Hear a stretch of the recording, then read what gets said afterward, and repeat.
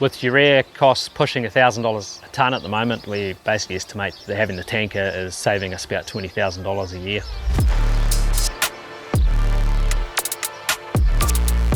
Hey, I'm Logan Hewlett. We're farming here in Northland, New Zealand, just 15 minutes south of Whangārei. Early summer, so we're just tailing off with our last week of mating this week, making our last lot of baleage as we speak today, and spreading effluent, flat stick. On my third paddock today, so hopefully get 5 done today, with a bit of luck. So we're farming dairy and beef, predominantly dairy, total hectareage of 410 hectares. Out of that we own 175 hectares, lease the rest. The farm's mostly flat, no real steep stuff. Soil types, marine clay, so it's not the best. So it's a bit difficult to farm at times, especially with our rainfall. We get just below 1,500 average per annum. We're milking 500 cows, split calving, so we run 2 herds in autumn and a spring calving. We're system 5, pretty high input, poking through about 750 tonne of maize a year. The rest is made up of a couple hundred tonnes of grass silage and then palm kernel and DDG for protein. We've got pond capacity of 11 million litres. We've also got a 100,000 litre sump at the end of the feed pad that takes the flood wash from the pad. So I've got a 12,800 litre slurry tanker. We've also got an electric stirrer in the sump at the end of the feed pad. And in the bottom of that sump, I've got a submersible transfer pump pumping back to my ponds. Our old system was travelling irrigator, pumped directly from the pond. Did about 35 hectares of land. You know, problems we faced were blockages, fairly constant with the high input system. You get a lot of solids in those ponds. We also had a pump and a stirrer on a pontoon floating on 200 litre drums in the sump.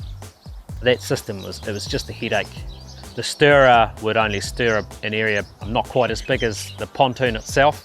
So essentially what would happen is you'd get a crust build up, and that crust build up would actually eventually lift the pontoon out of the liquids.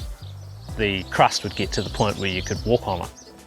With the new electric stirrer, the day I got it, we set it up, I literally dug a hole in the crust, dropped it in, turned it on, watched it for a minute, went and had lunch, and by the time I came back from lunch, that whole crust was gone. And then we're able to suck it out with the tanker and distribute it over the paddocks.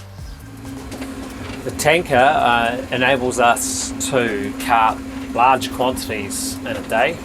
We're spreading probably twice as much as we used to, if not 3 times as much in a day than we used to with our travelling irrigator. Probably up to 250,000 litres in a day. All right, so tell me, why Nevada products? The good looks. No, it was the galvanised tank and the, you know, like a lot of them are painted. Look, I was a sceptic of a tanker initially, and after using one for a week, we were able to move 1 million litres and just cover so much ground that we just previously could not even get close to with the travelling irrigator. We're able to access 75% of the farm now.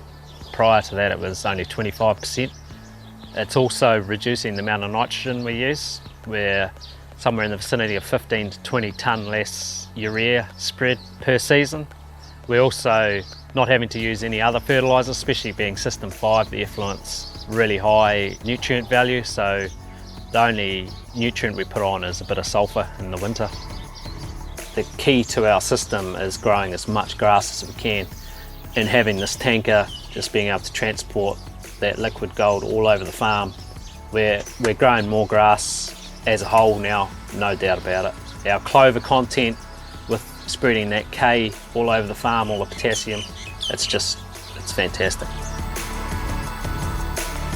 With effluent management, you know, it's gone from being the biggest headache on the farm. The problems, the blockages, they always happen when you're busy, you know, and you're strung out. And now with the Nevada stirrer pump and the tanker, it's just not a problem. It's just a breeze, it's just part of the day, it's all good. So no dramas? No dramas at all.